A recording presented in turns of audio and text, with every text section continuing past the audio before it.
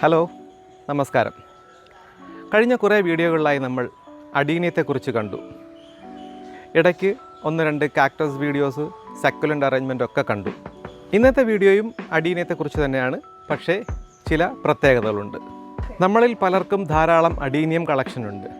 പക്ഷേ മിക്ക ആളുകൾക്കും താല്പര്യം ഇതുപോലെ പല നിറത്തിലും പല പാറ്റേണിലുമുള്ള പൂക്കളുള്ള അഡീനിയം കളക്ട് ചെയ്യാനാണ്.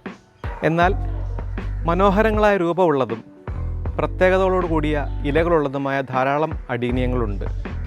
അത്തരത്തിലുള്ള ചില അഡീനിയങ്ങളാണ് ഇന്നത്തെ വീഡിയോയിൽ പരിചയപ്പെടുത്തുന്നത്. ഒപ്പം വേനൽക്കാല പരിചരണവും.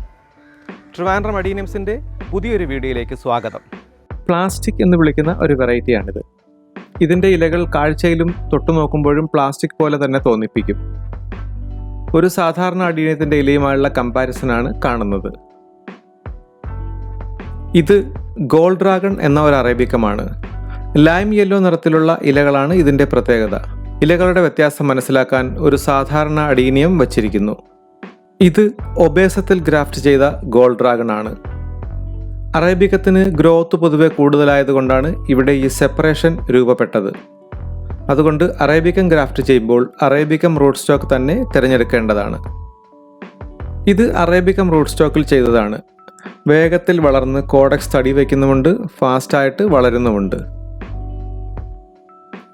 ഇത് ഗോൾഡൻ നീഡിൽ എന്ന അറേബിക്കം വെറൈറ്റിയാണ്. ഒരുപാട് ബ്രാഞ്ച് വരുന്നതും നന്നായി പൂക്കുന്നതുമായ ഇനമാണിത്.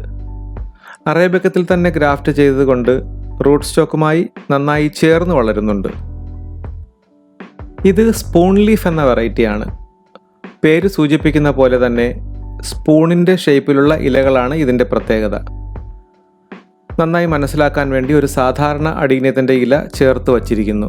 വെരിഗേറ്റഡ് ലീഫുള്ള അഡീനിയം വെറൈറ്റിയാണിത്. വെരിഗേറ്റഡ് പലതരത്തിലുണ്ട്.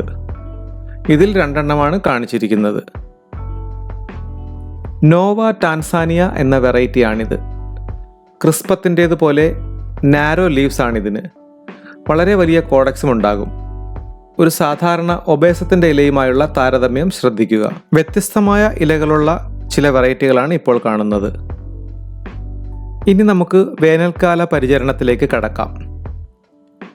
വലിയ പരിചരണമൊന്നും ഇല്ലാതെ തന്നെ വേനൽക്കാലത്ത് നന്നായി പൂക്കാറുണ്ട്.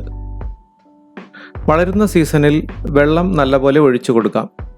ചിലപ്പോൾ ദിവസവും ഒഴിക്കേണ്ടി വരും, ചിലപ്പോൾ 2-3 ദിവസത്തിലൊരിക്കൽ. അത് നിങ്ങളുടെ സോയിൽ മിക്സിനെ ആശ്രയിച്ചിരിക്കും. മീഡിയം ഉണങ്ങിയെങ്കിൽ വെള്ളം നന്നായി ഒഴിച്ചു കൊടുക്കാം. വലിയ ചെടികൾക്ക് ഇത്രയും ആവശ്യമില്ല. വളർന്നുകൊണ്ടിരിക്കുന്ന ചെറിയ ചെടികൾക്കാണ് വെള്ളം കൂടുതലായി ആവശ്യമുള്ളത്.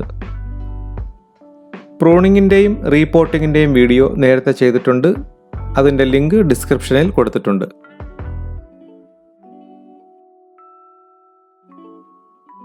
ഇലകൾ മഞ്ഞ നിറത്തിലായി പൊഴിയുന്നു എന്ന് ധാരാളം പേർ പറയാറുണ്ട്.